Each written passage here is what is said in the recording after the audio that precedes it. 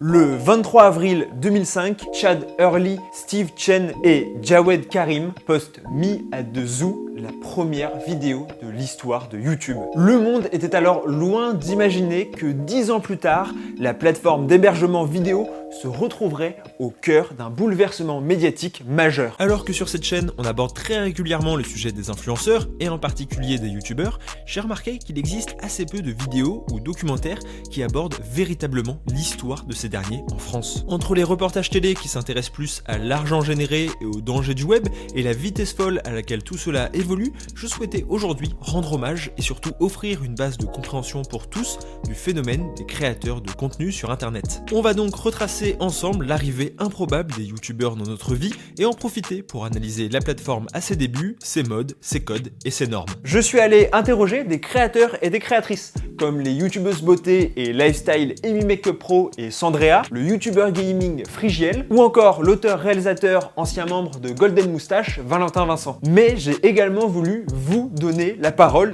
les viewers, et je suis donc allé à la rencontre de Pacôme, Marine, Fatoumata et Diane pour recueillir leur avis sur la question et ce phénomène, et d'ailleurs j'attends évidemment aussi le vôtre en commentaire sur cette époque. J'espère que vous êtes prêts à découvrir la vérité derrière l'apparition des youtubeurs en France. Pour comprendre le phénomène des youtubeurs, il faut dans un premier temps revenir très loin en arrière, au moment de ma naissance. On est au début des années 2000 et internet se démocratise dans de plus en plus de foyers. Cependant, en ce qui concerne l'échange de vidéos, ça reste extrêmement précaire et complexe. Les hébergeurs, donc les sites qui permettent de mettre en ligne une vidéo, étaient peu nombreux, payants et surtout offraient peu de places de stockage. Il fallait alors la plupart du temps payer son propre serveur, mettre la vidéo en qualité réduite dessus et envoyer le lien à ses amis. Même au niveau de la création de contenu, c'était beaucoup plus difficile. Les logiciels de montage professionnels étaient totalement inaccessibles et seul VirtualDub ou encore Sony Vegas Pro ensuite permettaient de s'en sortir. Il fallait alors se charger soi-même de la conversion de la vidéo dans le bon format,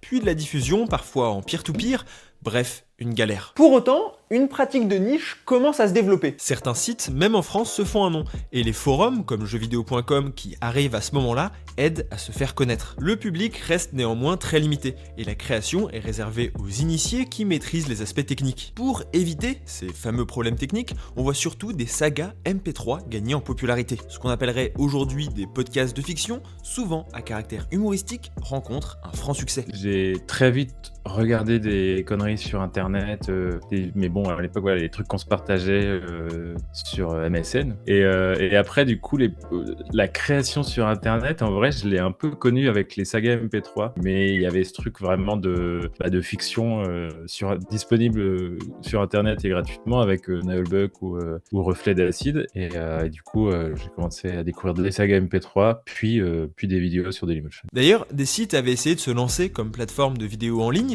mais avaient tous échoué. C'est le cas de shareyourworld.com par exemple, créé en 1997, donc 4 ans avant ma naissance, et qui permettait aux individus de publier leurs vidéos en ligne. L'objectif était ensuite de les vendre pour en tirer un bénéfice de cette pratique vidéo amateur permise par les caméscopes grand public. Cependant, le manque d'avancées technologiques et l'absence de marché mûr dans le domaine avaient rapidement mis fin à l'aventure. Alors, en 2005-2006, quand les premiers hébergeurs apparaissent, la pratique change de dimension. Contrairement aux serveurs et aux sites individuels qui étaient utilisés avant, Dailymotion par exemple offre un stockage illimité, gère lui-même la qualité et la conversion et propose même rapidement de la HD. Mais à ce moment-là, que ce soit YouTube ou son compère français, ils sont avant tout vus comme des plateformes d'hébergement. Du côté des créateurs, comme je l'ai dit, depuis la fin des années 90, les webcams, mini-caméras branchées à l'ordinateur, étaient devenues accessibles au grand nombre, offrant un moyen facile de se filmer à bas coût et directement relié à internet parfois. À l'époque, le contenu qui prédomine très largement est l'humour. Qu'il s'agisse de vidéos virales comme le Numa Numa Guy ou le Star Wars Kids, ou encore des petits sketchs comme les 2 minutes du peuple ou le Palma Show. Is this real life? Yeah, this is real life. Okay, now.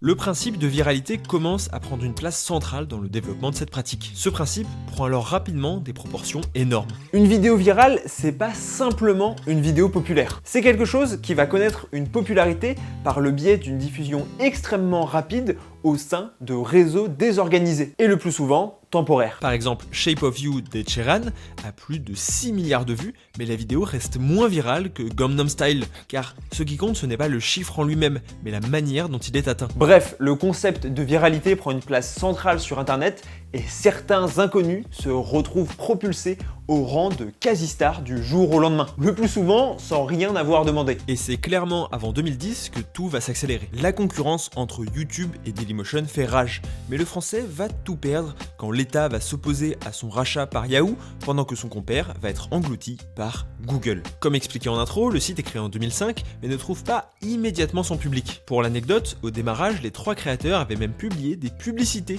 sur le site de petites annonces Craigslist qui promettaient 100 $ aux femmes qui accepteraient de poster 10 vidéos sur YouTube, quelle que soit la nature de ces vidéos. Les fondateurs étaient persuadés que la présence de la jante féminine serait un facteur essentiel en vue de rencontrer le succès et d'attirer des utilisateurs. Personne n'a jamais répondu à cette annonce, ce fut un échec. Mais bref, en 2006, Google rachète donc le site qui va devenir rapidement plus ambitieux et va pouvoir se passer de la question de la rentabilité. YouTube possède alors un atout de marque pour attirer le public, les clips musicaux. En effet, au moment du rachat par Google, Universal, Sony et Warner Music vont négocier une participation dans YouTube à plusieurs millions de $. Il s'agit d'une petite révolution, car à l'époque, le robot détectant automatiquement les extraits qui contiennent des musiques protégées, Content ID, n'existe pas, et le site se doit de rassurer les majors qui ont peur de voir leur contenu volé et diffusé illégalement, alors que le piratage commence à poser problème. Cette collaboration ira même plus loin en 2009 avec le lancement de Vevo, un site pensé pour accueillir sur YouTube les différents artistes et créé main dans la main avec les maisons de disques. La plateforme vidéo est alors remplie de clips musicaux. Et à l'époque, c'était extrêmement stratégique. C'était le seul moyen pour un individu de regarder les clips qu'il aime bien sans avoir besoin d'allumer MTV ou Direct Star toute la journée en priant pour tomber dessus. Bon nombre d'entre nous ont d'ailleurs découvert YouTube par le biais des clips. Au moment où les clips musicaux sortaient sur YouTube, j'étais un peu à la gare avec Dailymotion, du coup YouTube ou Dailymotion, je regardais principalement pour apprendre les paroles des musiques. Du coup je pense que ouais, c'est la première fois où vraiment j'ai utilisé YouTube de manière, on va dire, pour mon plaisir personnel. Du coup j'étais au collège et c'était parce que je voulais re-regarder des clips de musique que j'ai vu passer à la télé sur W9 et bah, il n'y avait pas d'autre façon, à part si ça passait à la radio, il n'y avait pas d'autre façon de regarder les clips. Sauf que bah, avant d'acheter un CD, je voulais écouter tout le CD. Donc le seul moyen au final d'écouter un album entier, c'était bah, d'aller sur YouTube et d'écouter bah, toutes les chansons de l'album. Je faisais essentiellement ça avant d'acheter un CD à 12 balles. À ce moment-là, un second atout va définitivement asseoir le géant américain comme la plateforme de référence, la monétisation du contenu. Grâce à la technologie AdSense de Google qui place des annonces sur les sites web, le site propose de la rémunération aux créateurs de contenu avec des publicités diffusées avant les vidéos dès 2007. Ça y est, les vidéos sur internet ont trouvé leur hub, ça sera YouTube. Mais il faut se rendre compte qu'on est encore loin de ce qu'on connaît actuellement. Même si une application mobile existe, la grande majorité des viewers consomment le contenu depuis leur ordinateur. Dans un premier temps, le site continue à servir avant tout d'hébergeur et une bonne partie des vues se font via des partages sur d'autres sites. L'habitude de consommation, de se rendre directement sur le site pour voir des vidéos, n'est pas forcément ancrée. D'ailleurs, il est intéressant de noter qu'à l'origine, les pages de chaîne reprennent l'esthétique et la présentation de mini-sites web personnalisables, de blogs et même encore plus choquant, avant 2009, l'algorithme de recommandation n'existe pas et n'apparaîtra qu'un peu plus tard. C'est donc à cette période, au début des années 2010, que des figures vont commencer à émerger. Certains étaient présents sur internet depuis longtemps, mais à cela vont s'ajouter de nombreux jeunes passionnés d'un sujet qui s'emparent de l'outil et se mettent à proposer du contenu. Il n'est évidemment pas question de devenir riche, de faire carrière, ni même d'être célèbre, mais simplement d'échanger avec des inconnus en ligne et de créer de la même manière que les blogs auparavant. Salut! Tu aimes les vidéos et les conneries et les seins? Eh ben ça tombe super bien, j'ai la chaîne YouTube qu'il te faut. Je m'ennuyais un peu, je regardais du tuto beauté et tout, je me suis dit mais en fait moi je peux faire ça aussi, hein. Je sais faire, j'avais un petit appareil photo numérique et tout, j'empilais des livres, des CD et puis je me suis lancée comme ça. J'ai grandi dans une partie de la France qui est vraiment très petite, très isolée, j'avais pas beaucoup d'amis, j'avais pas de personnes avec qui j'avais une connexion, tu vois, où je partageais les mêmes passions et je me suis dit bon bah je vais trouver ces gens sur le net quoi. Et j'ai commencé moi à percevoir une rémunération création en 2012. Donc il s'est passé quand même 2 ans et demi avant que je touche de l'argent. Le 11 mars 2010, Diablo X9 publie la première vidéo sur sa chaîne actuelle.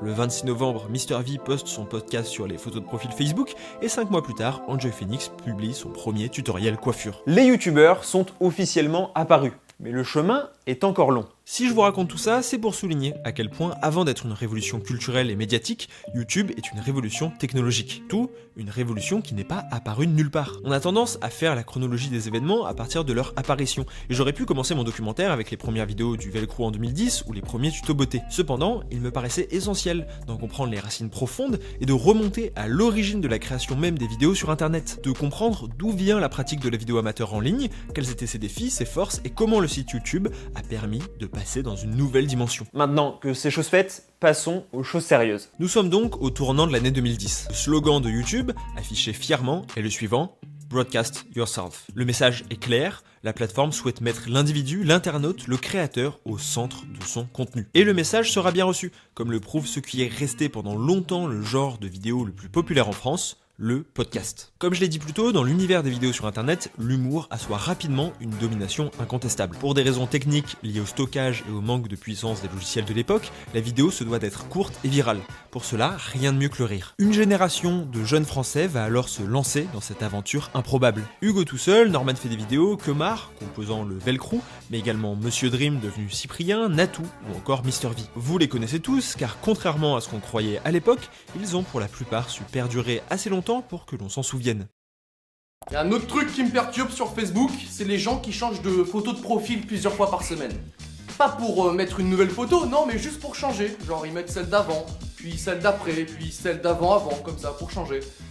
J'ai juste envie de poser une question aux gens qui font ça. Pourquoi ? En parlant de crédibilité, justement, quand tu te bats, faut quand même une certaine tenue vestimentaire.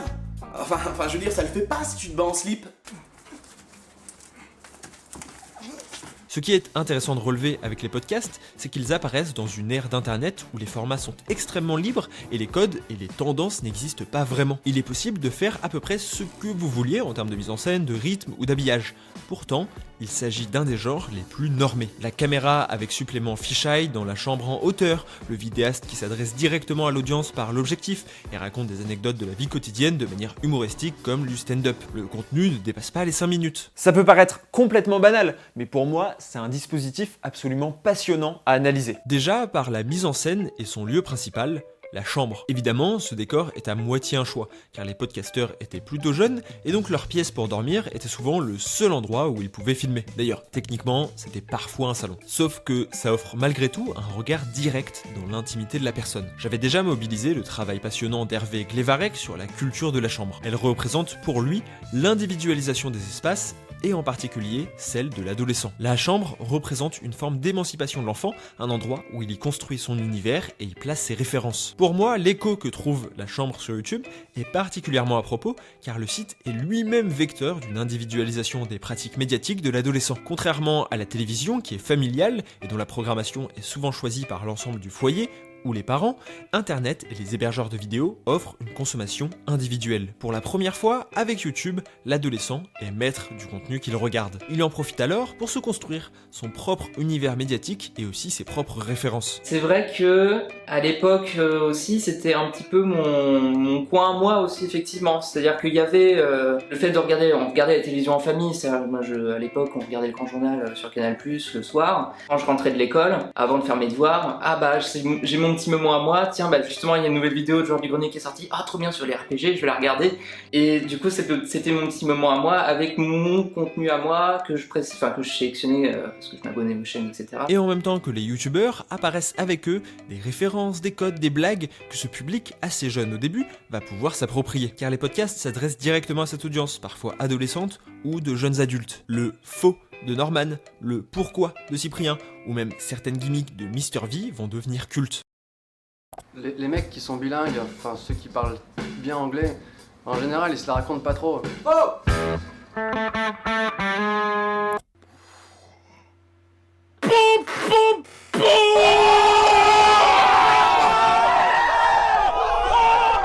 Au collège, c'était que ça, on se faisait que des références. Moi je me souviens, ça nous réunissait en fait à l'époque. Donc j'ai toujours été quelqu'un d'un peu en plus à part. Et donc c'est peut-être un des seuls trucs qui me permettait d'être en accord avec les autres et de me sentir avec eux. C'est vrai qu'on avait tous les mêmes références, qu'on se balançait à la gueule toute la journée. Oui, je pense vraiment que YouTube c'est vraiment comme un socle culturel commun qu'on a avec beaucoup de gens de notre génération. Après je pense qu'on peut aussi parler de génération internet. Je pense qu'on s'en souviendra tous toute notre vie et qu'il y aura des rêves qui partiront jamais quoi. Et d'ailleurs, juste après cette génération de podcasteurs que j'ai mentionné plus tôt, une seconde va rapidement venir s'imposer. Vous les avez peut-être oubliés, mais il s'agit par exemple d'Asie Atomique, Le Rire Jaune, La Chaîne de Jérémy, Nat Richard, Totalement Tom, Monsieur Frisé, Matt Podcast, Flash en IRL ou Valentin Gevrez. La plupart ont arrêté de créer du contenu sur YouTube et se sont lancés au moment de cette mode du podcast avec une particularité, ils étaient quasiment tous adolescents. Et c'est ce que souligne Claire Bayliss dans son article intitulé « Nous les mecs, la mise en scène de l'intimité masculine adolescente sur YouTube ». Elle explique alors, je cite, « En se prenant eux-mêmes comme sujet et en s'exprimant publiquement, les adolescents réalisent un exercice de positionnement social et identitaire, mobilisant l'intimité pour se raconter et activer chez le public des internautes des processus de reconnaissance et d'identification. Faire rire devient alors un facteur de prestige social entre pairs, autant au sein des réseaux d'interconnaissance que de la communauté YouTube. Le pire, c'est que pratiquement tous les matins, je suis en retard et je sais jamais pourquoi. C'est peut-être parce que je me lève à 7h40 pour partir à 7h30. Ou alors c'est peut-être parce que même quand je suis hyper en retard, je suis pas du tout stressé. Les podcasts, derrière leur apparence de simples sketchs sans intérêt qui pour certains, il faut le reconnaître, ont très mal vieilli, offrent pour moi à voir un outil de socialisation majeur pour l'adolescent. Et je peux vous l'affirmer, car j'ai fait partie de cette génération qui a grandi avec ces vidéos, qui m'ont formé face aux difficultés de la vie quotidienne que je pourrais rencontrer par la suite. D'autant plus qu'hormis Andy ou Natou, le milieu était quasi exclusivement masculin, abordant les thématiques liées aux relations par exemple, constamment sous cet angle. Donc que ce soit par la mise en scène, les incarnants, mais aussi les discours tenus, tout était fait pour parler à cette cible qui a fini par tellement s'engager avec ce contenu qu'elle s'est mise à en créer elle-même. Car en plus d'offrir un dispositif assez inédit avec la chambre comme décor, le propos des podcasts mettait en lumière un angle de vue quasiment absent des médias jusqu'à présent, l'infra-ordinaire. C'est un concept en partie théorisé par Georges Perec qui lui a consacré un livre. L'infra-ordinaire, c'est le quotidien, l'habituel. L'auteur pousse à interroger ce qui va de soi, ce qui nous paraît naturel à force d'être dans notre vie sans qu'on le remarque. Il disait alors, les journaux parlent de tout, sauf du journalier. Ce qu'ils ne racontent ne me concerne pas, ne m'interroge pas et ne répond pas davantage aux questions que je pose ou que je voudrais poser. Les podcasts, au contraire, vont venir mettre au premier plan cette banalité. Ils vont venir souligner ces habitudes quotidiennes, parfois risibles, parfois incompréhensibles. Loin de moi l'idée de faire passer Norman, Hugo ou encore Cyprien pour des philosophes incompris. Encore une fois, le stand-up se focalisait également sur ces sujets depuis de nombreuses années. Mais il est indéniable qu'ils offrent à voir des sujets triviaux, familiers et ordinaires qui n'étaient pas vraiment présents sous cette forme dans les autres médias traditionnels. Pour la première fois, une personne comme nous s'adressait directement au public pour lui parler de ce qu'il vit tous les jours sans grandiloquence et prétention. Les différents types de profs, le McDo, le retard ou encore les gens sales. C'est juste moi où quand tu chantes avec tes écouteurs, t'es persuadé de chanter bien.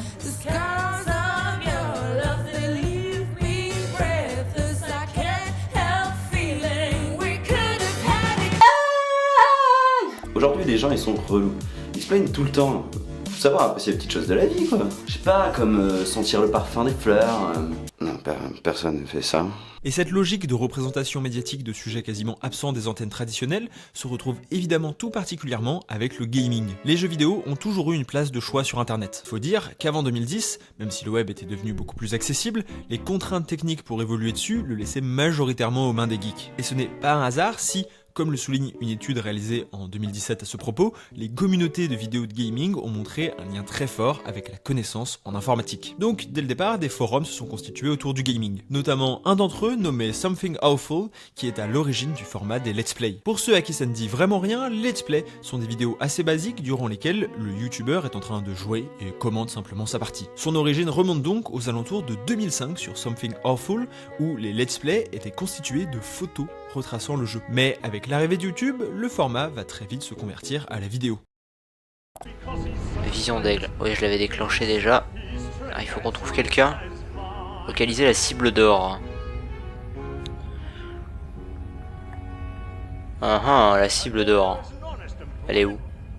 Alors moi, grosso modo, à la base, j'étais déjà sur internet parce que je jouais beaucoup aux jeux vidéo, même très jeune, oui, et notamment en ligne. Du coup, j'en parlais déjà avec mes amis d'internet, on parlait de YouTube, on se partageait des vidéos, et c'est comme ça que de fil en aiguille, j'ai commencé à connaître plein de créateurs différents, à m'intéresser à eux et à m'abonner finalement. Alors, parmi les grandes tendances de la plateforme, le gaming s'impose rapidement en France. Des figures comme Sifano, Frigiel, Fanta et Bob, Gus Productions, Monsieur le V12, Diablo X9, Gotaga ou même Digidix, plutôt sur les FPS. Le genre va profiter de l'explosion de 2 jeux vidéo qui vont porter le contenu. Le premier est Call of Duty. Le FPS est à des sommets de popularité à ce moment-là, et le mode en ligne permet aux joueurs de s'affronter entre eux partout en France. Les compiles et défis vont alors dépasser les millions de vues en réunissant des communautés énormes. Un phénomène qui engendre beaucoup d'incompréhension pour les observateurs aujourd'hui encore. Pourquoi regarder d'autres personnes jouer aux jeux vidéo? Encore plus quand, à l'image de Call of Duty, ces derniers sont extrêmement accessibles. La réponse invoquée est souvent la suivante. Pourquoi est-ce qu'on regarde des gens taper dans un ballon sur un match de foot et tout le monde s'enjaille? C'est exactement la même chose. Je pense que c'est juste un support qui fédère. Et donc là, la communauté, c'est la communauté des gamers, quoi, tout simplement. En réalité, des études ont été menées pour comprendre les raisons qui nous poussent à aimer suivre un sport, ou en l'occurrence des personnes jouer aux jeux vidéo en réalisant des exploits. L'explication se trouverait dans les neurones miroirs. Un article de neurologie qui se penche sur la réaction du cerveau dans la perception des actions des autres explique que ces neurones miroirs vont simuler l'action que l'on observe et que cette résonance va nous donner l'impression d'également effectuer cette action. Cela explique la sensation désagréable qu'on ressent en voyant une personne se blesser, mais aussi l'excitation procurée par un joueur de Call of Duty extrêmement habile qui réalise un trickshot. 6ème place, MC Hazard joue sur Nuketown et là il va mettre une quad avec une belle réaction américaine. Ça, c'est l'explication pour les jeux plus compétitifs. Mais la vraie révolution pour le YouTube Gaming, c'est bien Minecraft. En 2013, le nom du jeu est le second mot le plus recherché sur YouTube, juste derrière musique. Encore une fois, on y retrouve l'aspect multijoueur. Cependant, la vraie force du jeu réside dans sa nature proche d'un bac à sable où tout est à créer. En 2007, avant même sa sortie, le chercheur Axel Brents a publié un article passionnant sur cette pratique qu'il appelle le Produce Age. Selon lui, Internet et les jeux vidéo en ligne collaboratifs allaient faire basculer le mode de production de l'industrie dans un nouveau champ où les joueurs deviendraient des producers, la contraction entre producers et users. Donc que les utilisateurs deviendraient eux-mêmes producteurs du jeu auquel ils s'adonnent. C'est ce qui se passe avec les youtubeurs Minecraft, qui petit à petit développent leurs propres univers et quasiment leurs propres jeux. Cela implique davantage les joueurs, mais donc aussi les spectateurs, à qui il est donné à voir en vidéo ce qui ressemble à un nouvel univers à chaque fois. Fanta, oui? Tu veux savoir comment on termine une vidéo? Non, oui. Avec Mobzilla! Oh putain! La destruction!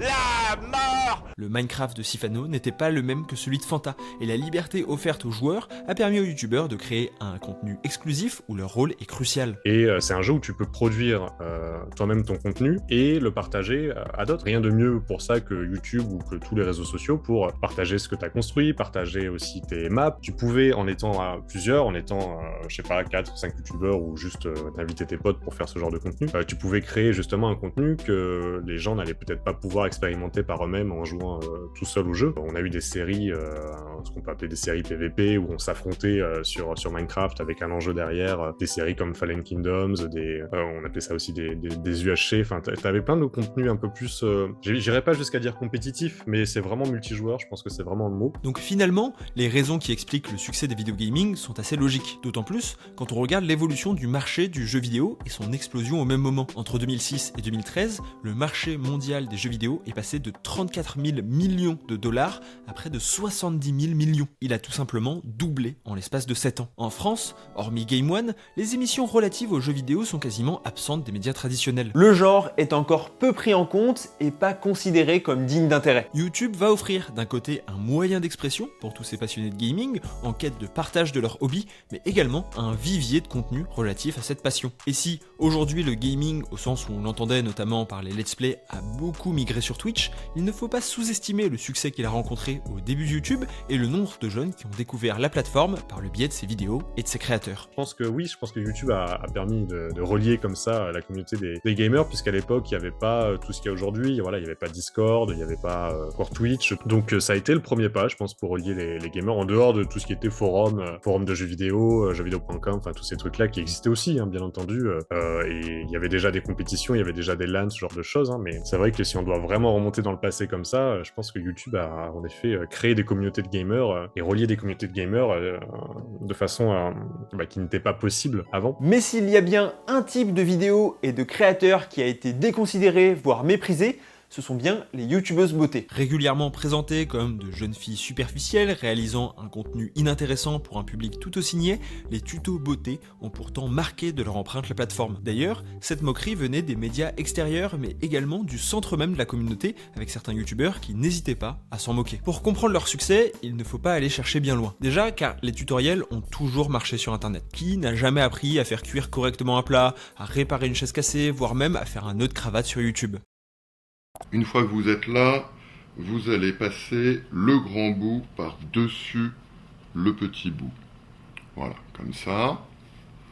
Là, vous allez passer en dessous. Personnellement, j'ai même appris à réaliser des vidéos, faire du montage, créer une miniature sur YouTube. En tant que puits sans fond de savoir, Internet offre également la possibilité d'apprendre à mettre en application celui-ci. Contrairement au let's play, qui est un genre complètement nouveau, le monde de la beauté puise beaucoup de son inspiration dans les magazines féminins qui existent depuis bien longtemps. Et si ce passage des tutos de l'écrit à la vidéo marche si bien, c'est parce que la recherche s'accorde pour dire que l'apprentissage est majoritairement visuel. Le professeur de psychologie Riyad Haythimi soulignait dans une étude de 2014 que la partie de notre cerveau qui sert à appréhender les mots est bien plus petite que celle qui traite les images. Ce qui explique donc le succès des avis en vidéo, mais surtout des tutoriels. Le domaine du maquillage dominant nettement cette catégorie. Sur YouTube, le make-up et les cheveux sont les recherches de tutos les plus fréquentes de très loin. Des dizaines de créatrices vont alors s'imposer comme des figures prescriptrices. Sandrea, Enjoy Phoenix, Amy Makeup Pro, Elsa Makeup, cela va permettre à un public essentiellement féminin de trouver un contenu qui leur est destiné dans un univers du web autrement largement dominé par des créateurs masculins et des problématiques s'adressant aux hommes, que ce soit dans les podcasts ou dans le gaming. C'est pas très compliqué, il faut juste bien suivre. Je sépare mes cheveux en 2 parties. Comme ça.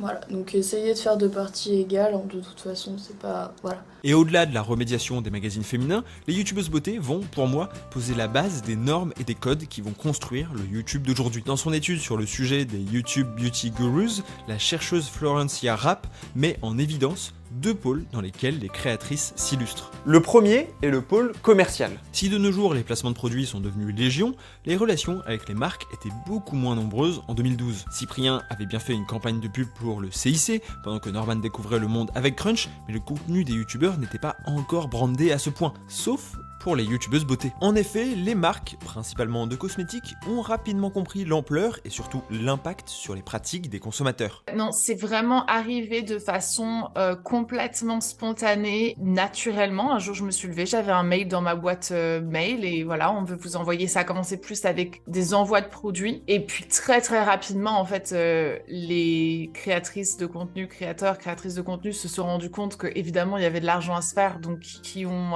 fait comprendre aux marques qu'en fait un envoi de produits gratuits c'était cool, mais si jamais tu veux être présenté dans la vidéo, etc., qu'il fallait rémunération. Alors, les entreprises ont commencé à tisser des liens avec ces jeunes créatrices, leur envoyer des produits, voire même leur proposer de réaliser leur propre ligne de cosmétiques pour des collections événements. Et si on peut déplorer cette invasion du marketing sur YouTube, il faut reconnaître qu'elle permet à l'industrie d'être au niveau où elle en est aujourd'hui, et qu'à ce titre, les créatrices make-up ont fait figure de précurseuses. L'autre pôle où ces dernières s'illustrent particulièrement pour Florencia Rapp, c'est la sphère communautaire. C'est un atout majeur pour les créatrices qui vont se différencier des journalistes traditionnels par leur personnalité, leur indépendance éditoriale et leur lien avec leur audience. Alors, on retrouve la mise en scène panoptique avec comme décor principal la chambre du vidéaste. Comme le définissait Michel Foucault à propos des prisons, ici, avec les youtubeuses beauté, on voit leur lieu d'habitation et même leur vie sans être vues. Aussi, elles sont les premières à se mettre au vlog, ces vidéos de partage de moments de vie qui vont venir participer à cette relation si particulière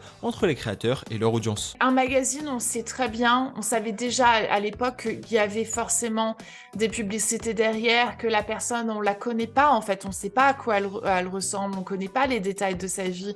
Les femmes, les jeunes filles avaient vraiment envie en fait d'avoir une référence, quelqu'un vers qui se tourner, en qui elles ont confiance, parce qu'elles suivent en fait une partie de sa vie. Elles connaissent aussi, quel type de peau elle a, qu'est-ce qu'elle aime bien, qu'est-ce que, tu vois, tu crées un lien, c'est comme avec une amie en fait, tu fais confiance à cette personne-là. Et je pense que c'est principalement ça en fait, cette confiance que on a réussi à installer, à créer avec notre communauté, qui ont fait que elle nous suivait et elle suivait nos recommandations, quoi. Du coup, j'avais besoin aussi de ce truc de m'identifier à elles. Et même si elles étaient blanches, je pense qu'il y avait ce truc de grande sœur, il y avait ce truc de... j'ai un petit peu mon coin, et puis même ça m'intéressait, parce que je commençais à grandir, ça m'intéressait de voir quels produits elles utilisaient, qu'est-ce qui était pas bien, qu'est-ce qui était bien, enfin voilà. Et globalement, à l'époque, quand je commençais à regarder, je dirais que c'est surtout parce que j'ai commencé à regarder Enjoy Phoenix principalement, parce qu'elle faisait des tutos make-up, elle faisait des tutos beauté, des tutos coiffure et tout. C'était une fille qui me semblait accessible, un peu comme une grande sœur, et je la regardais en me disant ouais, c'est quelqu'un qui va m'apprendre des trucs que je sais pas, vu que je n'ai pas de grande sœur. Cet aperçu dans la vie d'autrui produit un changement médiatique majeur à nouveau. Si nous étions habitués à accueillir les personnalités médiatiques chez nous et dans notre quotidien par le biais de la télévision, désormais nous nous invitons chez eux. Là où le présentateur télé fait partie de la famille car il accompagne les repas et certains moments partagés, la youtubeuse beauté va elle-même offrir la possibilité au public de voir cette intimité qui était jusqu'à présent inaccessible. Bien plus que d'accueillir chez nous le média, nous nous immisçons en son sein. En sachant qu'à l'époque, je vous voyais les gens dans les commentaires. Je pense que c'est quand j'avais des commentaires réguliers. En fait, je me disais, mais pourquoi je vous vois? Parce qu'après, forcément, ça te fait comme une espèce de famille virtuelle.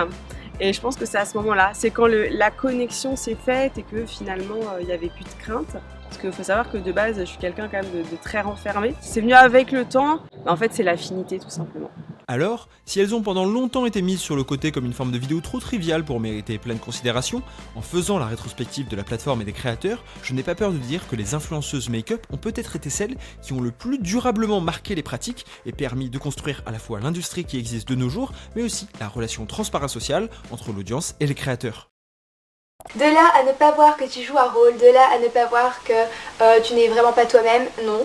Le plus important, c'est de rester toi-même. Ça ne sert à rien de jouer un rôle, ça ne sert à rien de prétendre être quelqu'un que tu n'es pas. Le podcast, le gaming et la beauté. Voilà les trois principaux genres qui régnaient sans égal sur YouTube entre 2010 et 2014. C'est simple, si on prend le top 100 des chaînes francophones, on peut compter sur les doigts des mains les créateurs n'appartenant pas à une de ces catégories, si on en enlève les chaînes de musique évidemment. Pourtant, analyser YouTube uniquement par le biais de ces catégories serait extrêmement réducteur. Ce serait même oublier la force principale de YouTube par rapport aux autres médias, à savoir sa diversité de contenu et sa capacité à produire et créer des vidéos pour des niches. Dans son livre Videocracy, qui me sert de source principale pour cette vidéo, Kevin Aloka prend l'exemple de la chaîne Diesel Dussy qui a fait des millions de vues avec des ascenseurs. En effet, depuis le plus jeune âge, le créateur de cette chaîne est fasciné par ces machines et a décidé de simplement partager cette passion en se filmant sur YouTube. Et il s'est rendu compte qu'il avait en commun ce trait de personnalité avec des milliers de personnes. Sa chaîne cumule aujourd'hui plus de 100 000 abonnés et certaines vidéos ont dépassé les 3 millions de vues. Let's try to go. It's got. Oh, look at this. It's got the original Otis electric car. Let's try to go to the basement. Oh, it works. Évidemment, cet exemple est un petit peu extrême, cependant, il représente bien l'effervescence qui habitait le site à ces moments. À côté des vidéos très normées des podcasters, des gamers et des youtubeuses beauté, on pouvait retrouver Joueur du Grenier qui faisait des reviews à propos de rétro gaming, Link the Sun qui analysait des sujets de la culture geek, Seb qui faisait des défis toujours plus stupides et dangereux, ou 10 minutes à perdre avec leur sketch potache, ou même Duchesse Little Pet Shop qui faisait des courts-métrages et des vidéos de Pet Shop. Cette culture de niche a donc, comme je l'ai dit plus tôt, offert un moyen d'expression et de partage à des communautés qui ne savaient même pas qu'elles étaient des communautés avant cela. En particulier, ce qui était vu pendant longtemps comme la culture geek. YouTube était encore un peu désigné comme un repère de nerds à ses débuts, alors qu'en réalité, des centaines voire des milliers de niches y cohabitaient. Donc c'est vrai qu'il y avait nulle part une plateforme. Si, il y avait les blogs, les forums, etc. Mais il n'y avait pas du contenu vidéo comme ça. Enfin, je sais pas, en plus j'avais pas beaucoup de potes qui s'intéressaient à ça. Et c'est ce que j'aimais bien justement dans les youtubeurs Lynx, genre du Grenier avec Seb. C'était super parce qu'on se retrouve un peu. Le truc que je déplorais, c'est qu'il y avait pas beaucoup de filles qui parlaient de cet univers-là. Les filles, elles faisaient à l'époque quasiment que les chaînes beauté, si je me trompe pas. Honnêtement, je connais pas très bien. Il y avait les youtubeuses beauté mainstream, il y avait aussi des youtubeuses beauté noires, et pour moi c'était super important de les avoir parce que justement elles participaient à la construction de celle que je suis, de comment je vais me présenter au monde, comment je vais me percevoir et comment je vais aussi me construire. Enfin vraiment c'était super important pour moi de les voir. Donc c'est bête hein, mais rien que montrer mes cheveux naturels à la caméra, jamais j'aurais pu faire ça avec elles parce que je comprenais, enfin je savais pas comment les sublimer, je savais pas comment m'en occuper. Lorsque vous faites une émission de télévision ou de radio, et encore plus lorsque vous faites un film, tout est pensé pour la plus large audience possible. Bien sûr, il arrive que certains soient segmentés avec un public cible affiné, notamment depuis l'arrivée de la TNT. Mais il n'en reste pas moins que le niveau de compréhension se doit d'être toujours accessible. C'est ce qui rend aussi frustrant la plupart des documentaires ou reportages que vous pouvez regarder sur des sujets qui vous intéressent vraiment. C'est le cas par exemple pour les reportages sur les youtubeurs qui se contentent bien souvent de demander si les vues sont réelles et combien ça rapporte. Or, sur YouTube, cette problématique n'existe pas. Si vous faites des vidéos pet shop,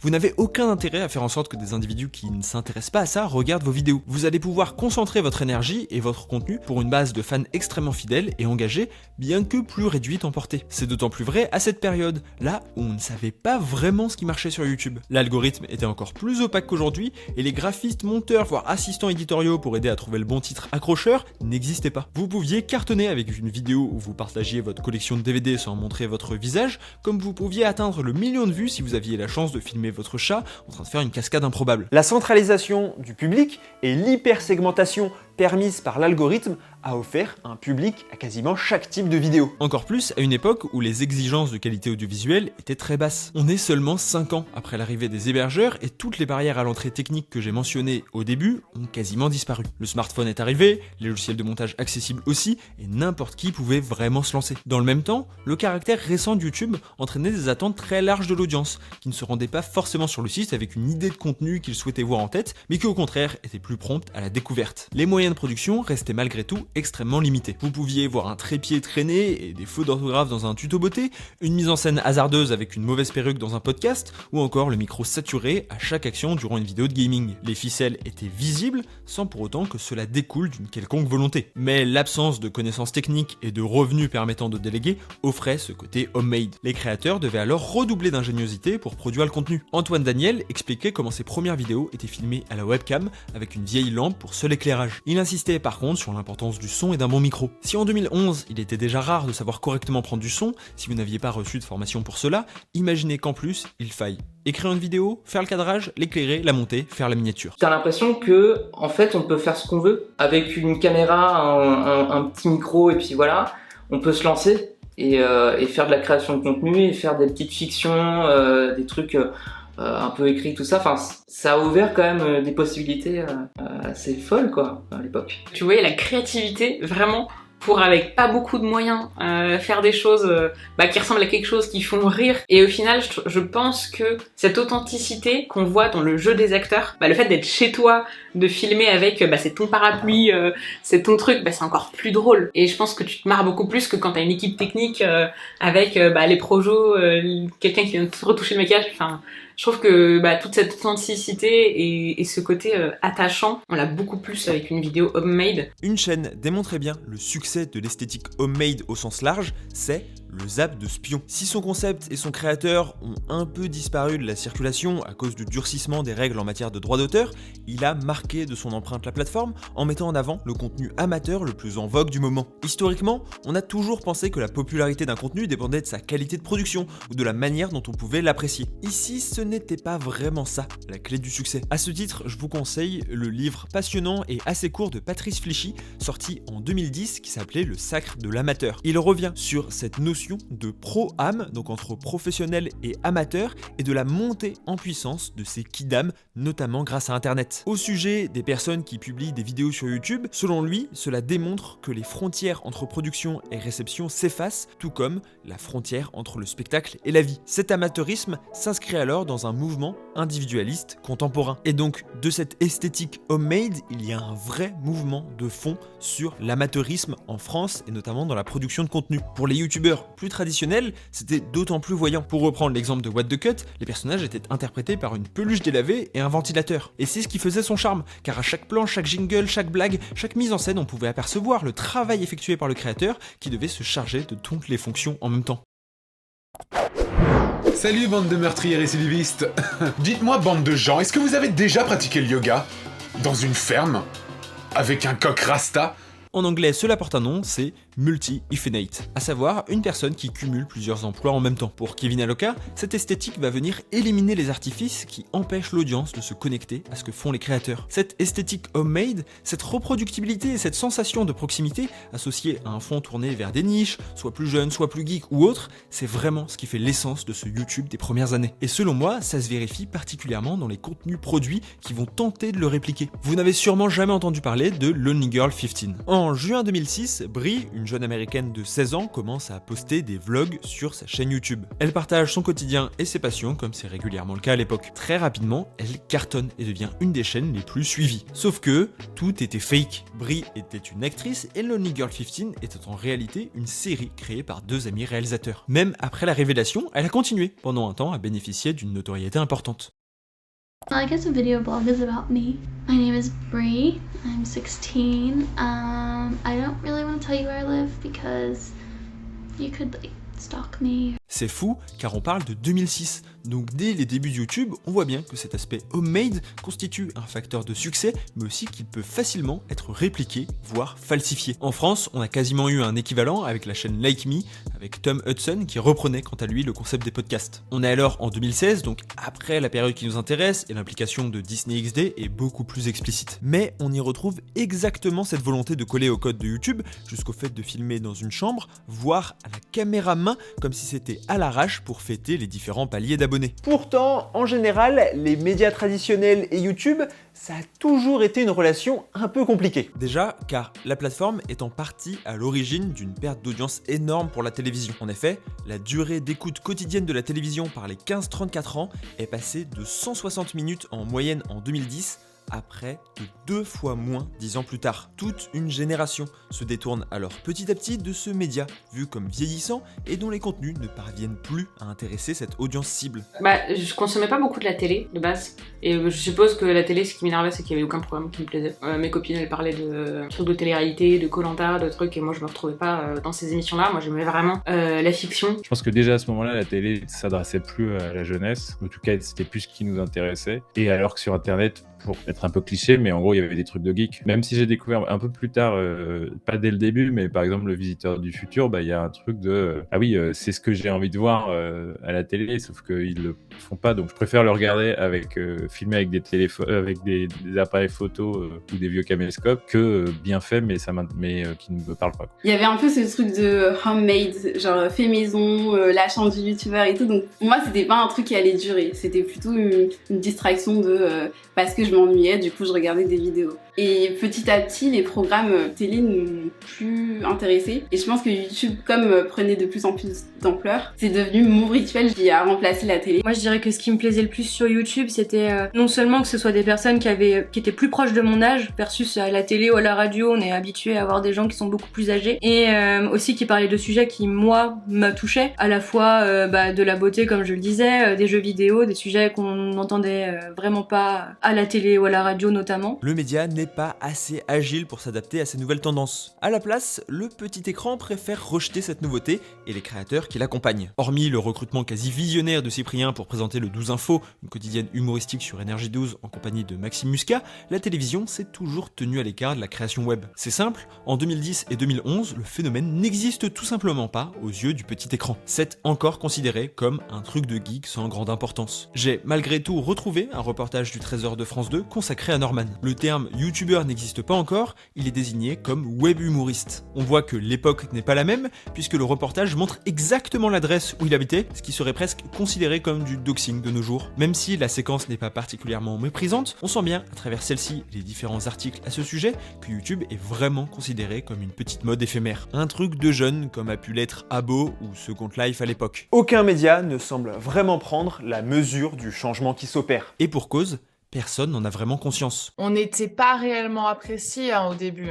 Déjà parce que la presse écrite n'appréciait pas en fait qu'on était un peu en train de prendre leur job, parce que toutes les revues make-up, ça se faisait dans les magazines féminins avant. Et pour pouvoir avoir un avis de quelqu'un, il fallait que tu achètes tel magazine. Et donc on a un petit peu dérangé de ce côté-là. Et puis parce que la communauté beauté est principalement féminine, bon, ça n'a pas du tout aidé notre...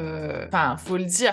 Squeezie s'en est pris, Squeezie s'est pris, etc. Ils s'en ont pris plein la tête. Mais nous, créant du contenu autour du maquillage, et puis après, quand ils se sont rendus compte qu'en fait, on avait une influence qui était pas négligeable et que les marques se tournaient vers nous et qu'il y avait énormément d'argent en jeu, ils ont commencé à nous regarder un petit peu plus d'une façon, d'une meilleure façon, à vouloir essayer de s'associer avec nous. Tout va cependant s'accélérer à partir de la fin de l'année 2012. Cyprien et Norman dépassent le 1 million d'abonnés et le Zapping Amazing s'offre une soirée au Grand Rex devant une salle comble et une seconde édition en tournée dans toute la France et en direct sur W9 l'année suivante. La même année, Pas très normal Activité, un film parodie de Paranormal Activity, sort au cinéma avec Norman en tête d'affiche. Cela a beau être un flop critique et commercial, les créateurs de contenu sont de plus en plus pris au sérieux par les médias traditionnels. D'ailleurs, ils vont même tenter de s'approprier une part de leur succès. À part les viewers assidus de Mister JD, vous ne vous souvenez peut-être pas des Web Comedy Awards. En 2014, W9 inaugure une nouvelle cérémonie de remise de prix. Après les Emmys, les Grammys, les Oscars, les Césars et les victoires de la musique, les Web Comedy Awards. Présentée par l'humoriste Anthony Cavana,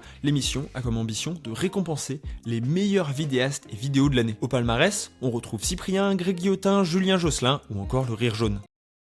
En fait, je pense surtout à ceux qui n'ont pas été là, ce qu'a fait Rémi Gare, c'était vachement bien. Tous ceux tous les autres youtubeurs.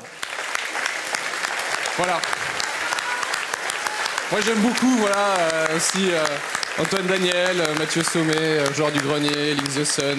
Et étonnamment, les audiences sont plutôt bonnes, en réunissant près de 800 000 téléspectateurs. Cependant, très rapidement, de nombreuses voix, y compris parmi les youtubeurs, s'élèvent pour dénoncer une forme de collusion entre M6, producteur de l'événement, et les différents talents qui sont mis en avant. En vrai, j'en garde un bon souvenir parce que, de la cérémonie en elle-même, pas forcément, mais de tout ce qu'il y a eu avant, parce que on vient me chercher pour écrire une cérémonie de remise des prix sur Internet et tout. C'était très bizarre parce que de base, l'intention était pas mauvaise, mais je pense que c'était trop tôt, trop bizarre de faire une espèce de cérémonie qui récompense Internet. Ça faisait très auto-centré. Au final, en plus, comme il y a beaucoup de gens qui ont refusé d'y participer, il ne restait que Bagel, Golden Moustache et Cyprien, Norman, Natou, quoi. Enfin, je caricature, mais c'était presque ça. Et tout le problème qu'il y a eu, c'est qu'on a fait des réunions lunaires avec la direction de W9 qui, en gros, voulait faire une cérémonie qui puisse parler à la ménagère de moins de 50 ans. C'était les termes... le fameux public télé. Et nous, on disait, mais déjà, faut qu'on amène le public Internet à la télé. Et donc, ça va pas être facile, mais si justement on fait ce qu'ils ont l'habitude de voir, ça peut le faire. Mais là, il y avait toujours des freins de ah ouais, mais ça, les gens vont pas savoir ce que c'est. Et il y a eu un truc, c'était l'année où Norman avait fait la vidéo sur Luigi Clash Mario. Mais on avait des discussions où W9 disait mais personne sait qui c'est Luigi. C'est pas si, mais non, personne sait qui c'est. Et où il nous proposait plutôt René Lataupe, quoi. Enfin, c'était vraiment. Je le regarde avec une nostalgie et professionnellement, c'était cool. Et après, c'était un peu soit trop tôt, soit trop tard. Enfin, c'était bizarre. Il n'y aura jamais d'édition supplémentaire. Mais si la relation publique entre la télévision et YouTube a toujours été plutôt froide, en coulisses, les entreprises du petit écran se font rapidement une place dans cette économie. Studio Bagel, Golden Moustache ou encore Rose Carpet. Toutes ces chaînes qui ont marqué l'avènement des YouTubeurs sont directement liées à des chaînes de télévision. Encore une fois, un peu de contexte est nécessaire. Au moment de son émergence en France, un phénomène qui prend rapidement de l'ampleur sur YouTube, ce sont les chaînes communautaires. WizGamers, Play Comedy Club ou encore YouHumour. Le concept était simple, la chaîne proposait de réunir des contenus de différents créateurs dans un genre similaire en leur promettant une mise en avant. Vous faisiez votre vidéo, vous la postiez sur votre chaîne, puis vous l'envoyez à la chaîne communautaire qui la repostait si jamais elle était sélectionnée. Ça paraîtrait complètement inconcevable de nos jours, mais à l'époque, il n'y avait même pas de système système de rémunération en dehors de la fameuse visibilité. Bref, le regroupement de créateurs, ça a toujours très bien marché. En 2012, les boîtes de production et les chaînes télé le comprennent très bien. Lorenzo Benedetti et Guillaume Lacroix,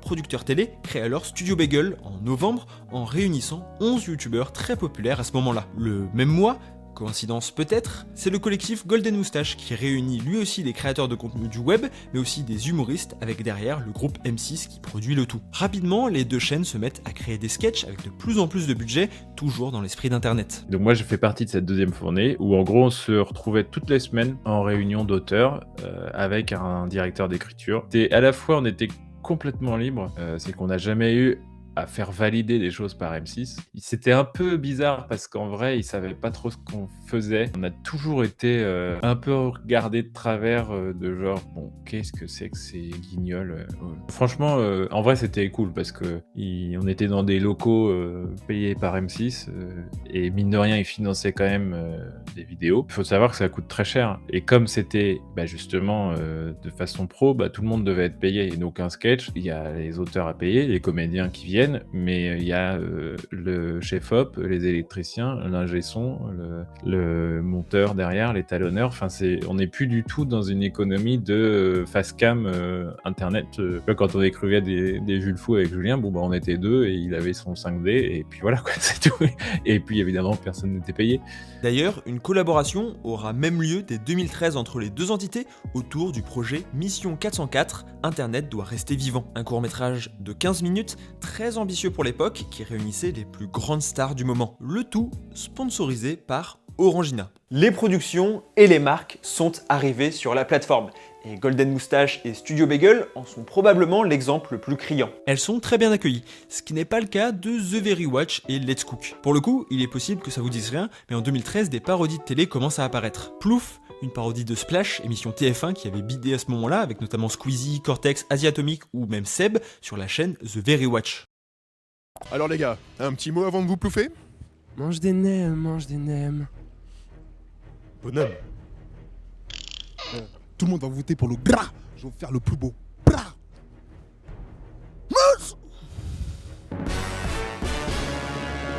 S'ensuit le programme Les Anges du FPS, qui parodiait évidemment les anges de la télé-réalité. Produit par Troisième Œil, boîte qui appartient à Media One, grand groupe de médias français, et qui a notamment produit Montre jamais ça à personne, on voit tout de suite que les moyens restent très limités, et si les vues sont au rendez-vous, les retours sont mitigés. Il en est de même pour Let's Cook, chaîne dédiée à la cuisine qui a organisé des clash food entre youtubeurs pour des résultats tout aussi mitigés. Ces chaînes se sont rapidement arrêtées, contrairement à Studio Bagel et Golden Moustache, qui seront rejoints par Rose Carpet en 2014. Créée par M6 avec Amy Makeup Pro et Enjoy Phoenix en tête d'affiche, la chaîne rencontre également un succès immédiat.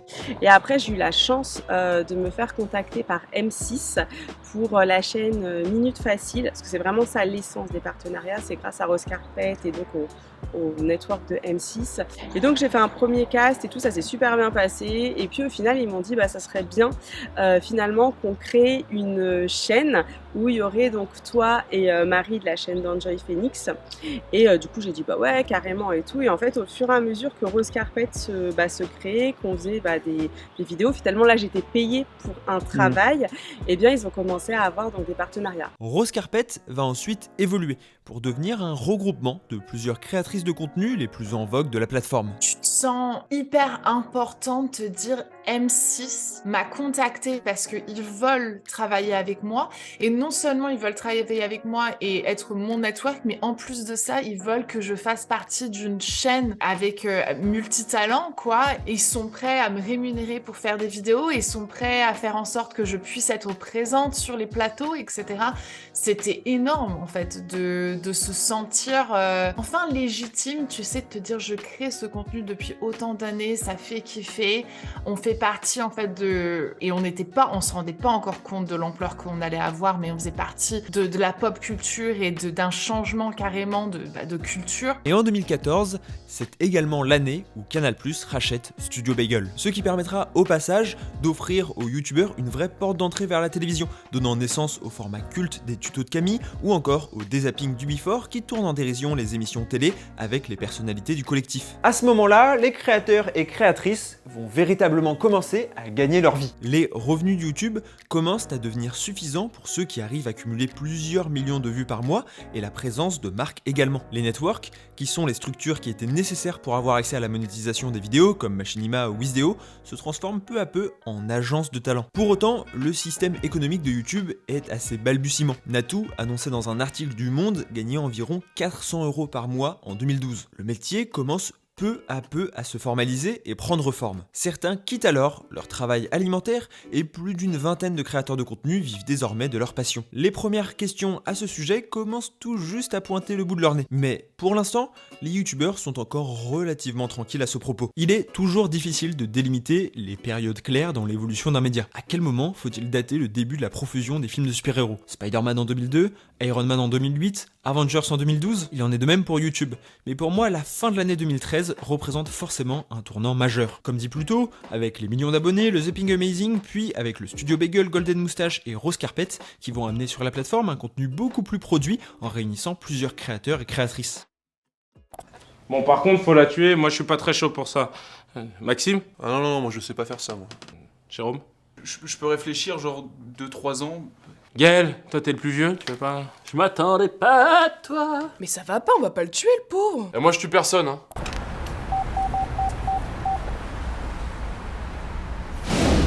Est-ce qu'il peut retirer 20 €? Je sais pas. Est-ce qu'il peut retirer 20 €? Il faut que je regarde, peut-être sur un livret, peut-être avec un 1%. Je suis pas le con, merci. Réponds. Oui, il peut. L'époque des jeunes dans leur chambre face à leur webcam aux quatre coins de la France est révolue. En à peine plus de 3 ans, les youtubeurs se sont imposés comme des figures médiatiques majeures pour les jeunes français et la plateforme est rentrée dans le quotidien de ces millions d'utilisateurs. Quand la barrière a été brisée entre les youtubeurs et d'autres acteurs un peu plus, on va dire, qui étaient déjà peut-être ancrés dans le secteur, enfin, moi je me souviens de cette vidéo, elle m'a pas marqué parce que j'étais pas du tout en mode foot, mais justement ce fameux Diablo X9 qui avait rencontré en vidéo un joueur de foot et qui l'interviewait. Je sais même plus qui c'est, tu vois, tellement je suis pas foot. Mais à l'époque, c'était quand même marquant parce que c'était en mode, mais attends, mais le gars, il passe de je joue dans ma chambre aux jeux vidéo à je suis en train d'interviewer un joueur de foot au Stade de France, quoi.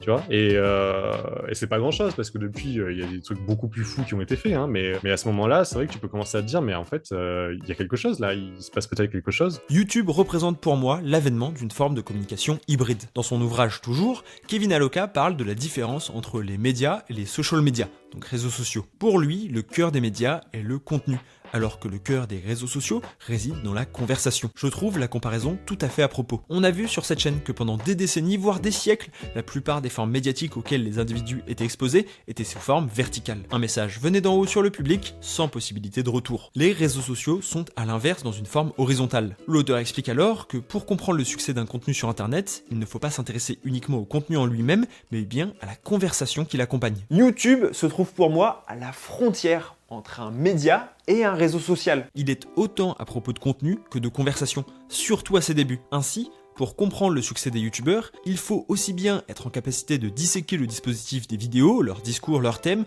que la réception de ces signes par l'audience, son appropriation, son partage et même sa réutilisation au quotidien. Ça peut prendre forme de références, d'applications et de transmission de conseils ou autres. C'est à ça que l'on reconnaît qu'une vraie culture commune se fonde autour de créateurs de contenu, mais plus généralement par les discussions que cela engendre. Ça peut paraître complètement contre-intuitif de vanter les mérites collectifs d'un site web qui a pourtant élevé plus haut que jamais l'individualisation de la consommation des médias. La radio, les films et la télévision ont toujours été pensés comme des médias collectifs qui se consommaient à plusieurs. Or, on l'a vu, la plateforme de Google a toujours privilégié la niche et une consommation ultra individuelle du contenu qui a malgré tout mené à une forme de culture partagée, donc collective, et une conversation plus inclusive. Il ne s'agit pas du tout de romantiser cette période ou de jouer à tout prix la nostalgie. Le YouTube d'avant n'était pas mieux que maintenant, en termes de diversité ou même de qualité de contenu. Mais il est clair qu'on a assisté à la naissance d'une révolution médiatique majeure. Cette culture YouTube s'est développée à une vitesse sans précédent à travers toute une génération. Ces normes, ces codes ont alors participé à la construction de l'identité de nombreux jeunes qui sont allés chercher des repères et des accroches chez ces créateurs qui leur ressemblent et leur parlent directement. YouTube nous a en partie construit, comme nous l'avons également construit en retour. Un phénomène en tout point inédit. Je pense qu'Enjoy Phoenix, elle a aussi énormément parlé de harcèlement scolaire notamment, et moi c'est quelque chose que j'ai vécu à titre personnel, et voir quelqu'un qui en parlait alors que je n'en entendais jamais parler en dehors, ça me permettait de me dire ok, c'est pas quelque chose qui n'arrive qu'à moi. moi, c'est pas moi qui suis bizarre, c'est juste que c'est les choses qui arrivent. En ce sens, je pense que YouTube ça a aussi été ma safe place, mais comme internet en général. Ça m'a construit en termes de références, comme je disais tout à l'heure, de références humoristiques, de références juste créatives, de manière plus globale. Et effectivement, ça m'a poussé derrière à me dire, même si je me faisais foutre de ma gueule au collège parce qu'il y a des vidéos que j'étais sortie, enfin j'en avais une que j'avais sortie, et j'étais en mode... Balek. Je dois beaucoup à YouTube par rapport à ça, je dois beaucoup aux créateurs et aux créatrices de l'époque qui, parce que je suis pas le seul, hein, qui ont poussé des gens en fait par leur démarche à faire des choses d'eux-mêmes. Pour résumer, YouTube a bouleversé nos habitudes de consommation des médias. À l'origine, il s'agit bien d'une révolution technologique qu'il ne faudrait pas sous-estimer. On a tendance à croire que la plateforme est née de manière naturelle, mais elle est en réalité le fruit d'une culture vidéo qui existe sur le web des années avant sa création et qui cherchait désespérément un lieu pour pouvoir laisser libre cours à son imagination. L'arrivée des hébergeurs a permis cela, et le rachat de YouTube par Google a offert une force de frappe sans précédent au site internet pour s'imposer comme la plateforme de référence en raison de son système de rémunération ou même de la présence de clips musicaux. En France, le phénomène a rapidement pris de l'ampleur, notamment grâce à l'avènement de personnalités qui ont construit des nouveaux codes. On a vu les podcasts, les tutos beauté et le gaming, mais il ne faudrait pas oublier les web-séries qui ont participé à faire perdurer cet imaginaire geek, mais également à toutes les autres niches inimaginables. Les médias traditionnels se sont alors peu à peu penchés sur le sujet, au point de vouloir eux aussi leur part du gâteau. Le créateur seul dans sa chambre s'est vu rejoint par des équipes techniques et des enjeux financiers qui ne seront pas sans conséquences. En 2014, le ton reste malgré tout à l'euphorie des débuts. L'idéalisation du milieu, voire même de ce qui est en train de devenir un métier. Et peu nombreux sont ceux avec le recul suffisant pour se rendre compte qu'on va assister à une véritable ruée vers l'or. Si on peut associer l'arrivée des youtubeurs en France à une forme de candeur, de jeunes passionnés créant un lien social inédit sur internet, la suite allait les emmener dans une autre sphère, encore plus loin que n'importe qui aurait pu le prédire. Pour le meilleur, mais aussi pour le pire. Il y a aussi la question de l'argent, parce que tous ces gamins de 19 ans à tous les youtubeurs. À chaque 1000 visionnages, le youtubeur reçoit 1 euro dans la poche. Alors évidemment... Damn les gens, c'est David Lafarge Pokémon, j'espère que vous allez bien. Aujourd'hui, je réponds à la question de Yann Laser qui m'a demandé comment réaliser un miroir infini. Tu te demandes ce que c'est, bien sûr. Ce sont des bottines que j'ai vraiment eu un coup de cœur. Le ministère de la Culture vous informe que si cette vidéo vous enjaille, vous pouvez cliquer sur le pouce bleu. pouce bleu. On se retrouve très vite pour un prochain top 10. À la prochaine. Waouh. J'ai des fans. Alors ça a évidemment agité la toile ces derniers jours, c'est le hashtag balance ton youtubeur. Il est temps pour Norman et les siens de retrouver leurs fans dans le monde virtuel d'internet. Merci énormément d'être resté jusqu'à la fin de ce documentaire. Merci à tous les intervenants qui ont accepté de répondre à mes questions. J'aurais aimé mettre encore plus de temps de ces discussions que j'ai pu avoir avec eux, c'était vraiment passionnant. Merci à tous ceux qui m'ont soutenu de près ou de loin, qui ont relu la vidéo, vu des premières versions du montage, etc. Voilà, s'il y a une vidéo à partager, à commenter, à liker ou vous pouvez vous abonner, bah c'est bien celle-ci. Vous vous en doutez, ça a été énormément de travail, ça fait plusieurs mois que je suis dessus. J'espère que le résultat aura été à la hauteur et je vous dis rendez-vous dans 2 semaines pour la prochaine vidéo et l'année prochaine pour la suite du documentaire. C'était Adam Bros. Ciao.